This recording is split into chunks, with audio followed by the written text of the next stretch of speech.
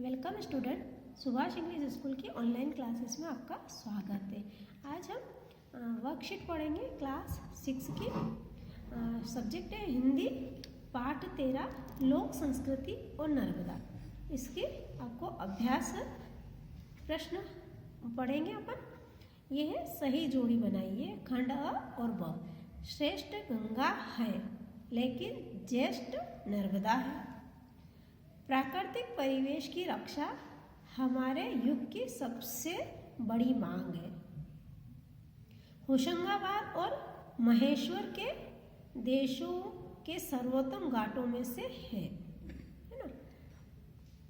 संस्कृति को चाहिए वह प्रकृति की रक्षा करे। ये होशंगाबाद और महेश्वर के जो घाट है ये देश के सर्वोत्तम घाटों में से है। फिर संस्कृति को चाहिए वह प्रकृति की रक्षा करे, है ना। और प्रकृति अपनी रक्षा करती है पर संस्कृति को भी चाहिए, यानी मानव को भी चाहिए कि वह प्रकृति की रक्षा करे। रिक्त स्थानों की पूर्ति करे। भारतीय संस्कृति मूलतः संस्कृति है। कौन सी है? अरण्यक। नर्मदा की ओर बहती है, पश्चिम की ओर। प्रकृति को वश में करने में मनुष्य ने अभूतपूर्व पाली है सफलता। नर्मदा तट की जनजातियां जरूर है, लेकिन इसका मतलब यह नहीं है कि वे संस्कृति संपन्न नहीं है, अशिक्षित जरूर है ना। अगला है लघु उत्तरीय प्रश्न। संसार की सभी प्रमुख संस्कृतियों का जन्म कहाँ हुआ है?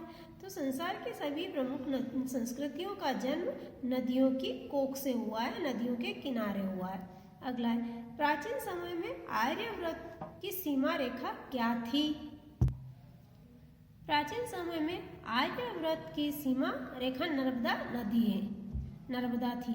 गोड़ भील वेगा स्त्रियों को किस चीज से लगाव होता था?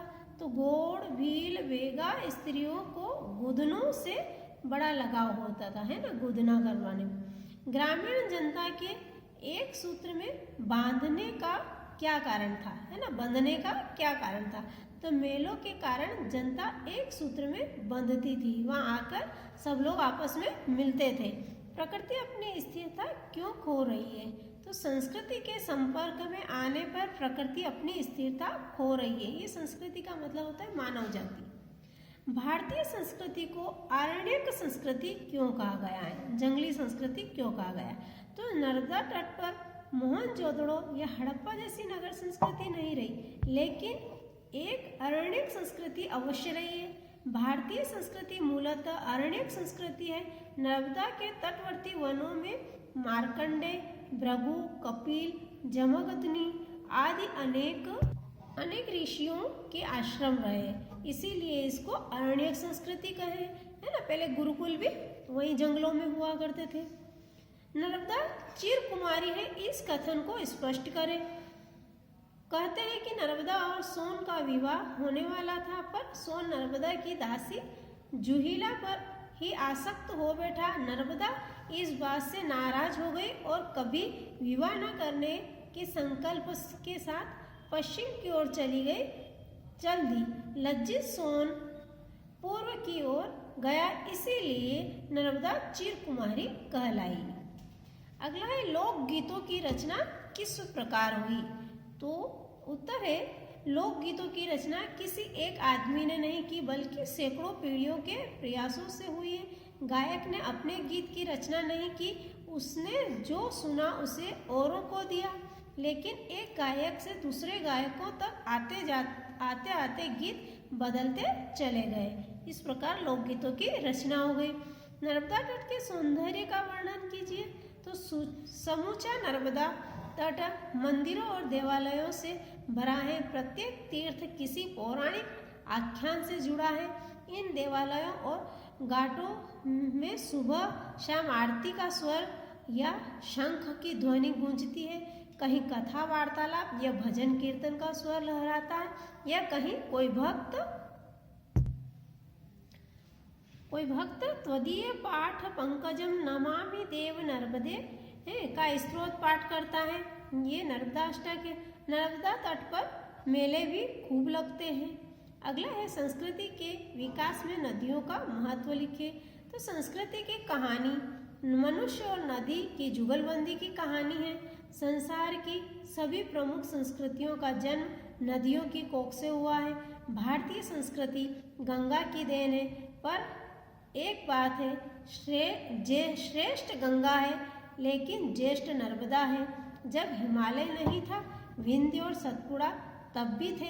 विंध्य तो शायद भारत भूमि का सबसे पुराना प्रदेश है। नर्मदा का प्रदेश सौंदर्य की दृष्टि से अद्वितीय है, आदिम संस्कृतियों का भंडार है, गिरी जन और जनजातियों की प्राचीन लीला भूमि है ना। इस प्रकार क्या हुआ, नदियों का इस तरह से बहुत ही ज़्यादा महत्व है। आगे है भाषा की बात, यानी व्याकरण। वर्तनी शुद्ध करना है, अशुद्ध वर्तनी और शुद्ध वर्तनी, यानी सही शब्द लिखना है।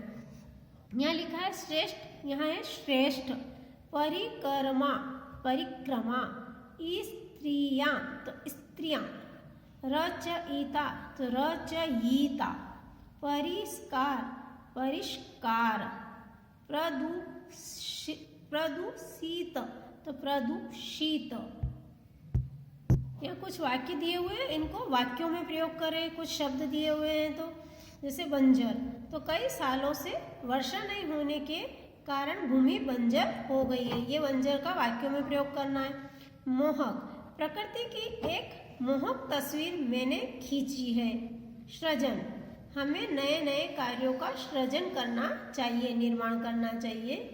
प्रधान, इस गांव का प्रधान ईमानदार व्यक्ति है, प्रमुख जो है।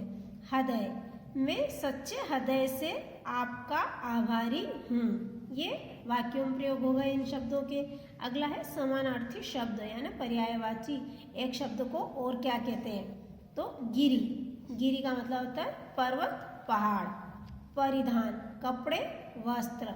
गंगा, देवनदी, सुरसरी। तट, किनारा, तीर। भूमि, धरती, धरा। नदी, सरित, नद, है ना। इस तरह से होती। अगला है शब्दों के अंत में ई की मात्रा लगाकर शब्द लिखे। ये है शब्द आपका संन्यास तो सन्यासी, साहस तो साहसी, पश्चिम तो पश्चिमी, पश्चिमी। नगर, नगरी। निवास, निवासी। पहाड़, पहाड़ी। यहाँ देखिए बड़ी की मात्रा लगाना है, तो ये सब में बड़ी की मात्रा लगी है ना। हाँ, अब है विकारी एवं अविकारी शब्द, है ना। हमें प्रतिदिन परिश्रम करना चाहिए। छात्र भलीभांति काम नहीं कर सकता। आह कैसा सुंदर दृश्य है ना। मयंक को साथियों के साथ मिलकर रहना चाहिए। सूर्य कांत बीमार पड़ गया इसलिए स्कूल नहीं गया। अब इसमें से विकारी और अविकारी शब्द छांटना है। तो प्रतिदिन ये विकारी शब्द है, और अविकारी शब्द में है परिश्रम। विकारी शब्द है छात्र, सुंदर, साथियों, बीमार। और अविकारी शब्द है परिश्रम, भलीभांति, आह, के साथ, इसलिए। ये क्लियर है, इसीलिए यहाँ पर अविकारी शब्द, इनमें कोई विकार नहीं है ना। अब आपका ये प्रोजेक्ट वर्क जो है, ये वर्कशीट जो है ये कंप्लीट हो चुकी है। ये अभ्यास प्रश्न आपको आपकी फेयर कॉपी में सुंदर अक्षरों में लिखना है और फेयर कॉपी पूर्णतः कंप्लीट करना है। किसी भी दिन आपको चेक करने के लिए बुलाया जा सकता है, आपकी कॉपी चेकिंग हो सकती है। तो आपको ये आपकी फेयर कॉपी में सुंदर अक्षरों में नोट करना है। धन्यवाद।